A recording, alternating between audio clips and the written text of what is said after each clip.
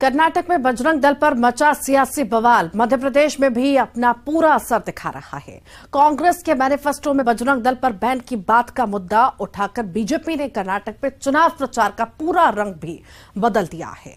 BJP के चुनावी सभाओं की शुरुआत जय बजरंग बली के नारों के साथ हो रही है।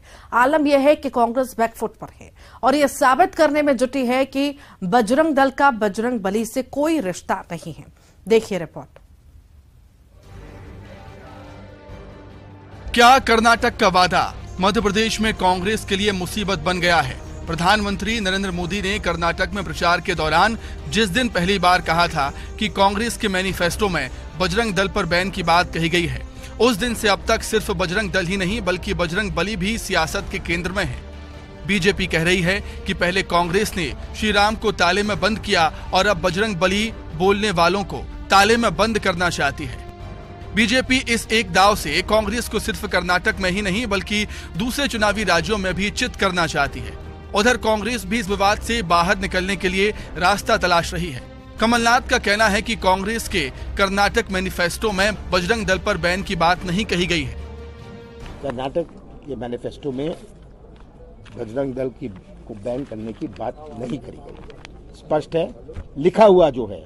और मैंने ये कहा है कि सुप्रीम कोर्ट ने कहा है कि जहां नफरत फैलाई जाए, जो व्यक्ति जो संस्था नफरत या सामाजिक विवाद पैदा करे, उसमें सही सख्त कार्रवाई होनी चाहिए।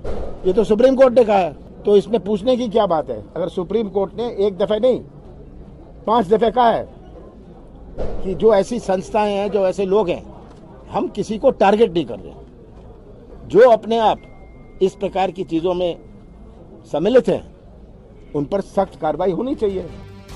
इतना ही नहीं, मध्य प्रदेश में बजरंग बली पर सियासत का आलम यह है कि कांग्रेस ने इस मुद्दे को आदिवासियों से जोड़ने की कवायद शुरू कर दी।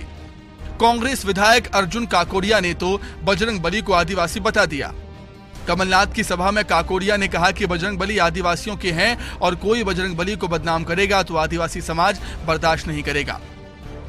पूरी सभा को खुल के कहता हूँ कि जो बजरंग बली की बात करते हैं ना, माननीय कमलनाथ जी, बजरंग बली आदिवासी जो जंगल में रहते हैं, जिन्होंने मर्यादा पुरुषोत्तम भगवान राम की रक्षा की, उनकी सहायता की।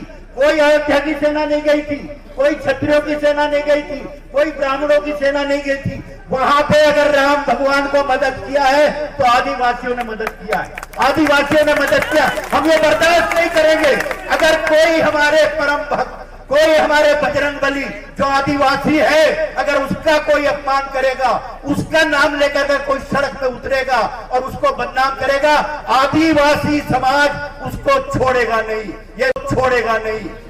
जाहिर है, इस विवाद से बाहर निकलने के लिए कांग्रेस बजरंग बली के बहाने आदिवासी कार्ड खेलना चाहती है, लेकिन केंद्रीय राज्य मंत्री और आदिवासी नेता फग्गन सिंह कुलस्ते ने कांग्रेस के इरादे पर सवाल उठा दिए हैं। समाज के क्षेत्र में काम करने वाली संस्था है, देश हित में काम करते हैं, ये इस सब चीज़ों के बारे में एक बार कांग्रेस को विचार करना चाहिए। पिछली घटना आप देखेंगे 75-76 में जब एक बार बैन किया था कांग्रेस ने, तो कांग्रेस का डेरा उखाड़ दिया था पूरे हिंदुस्तान के लोगों ने।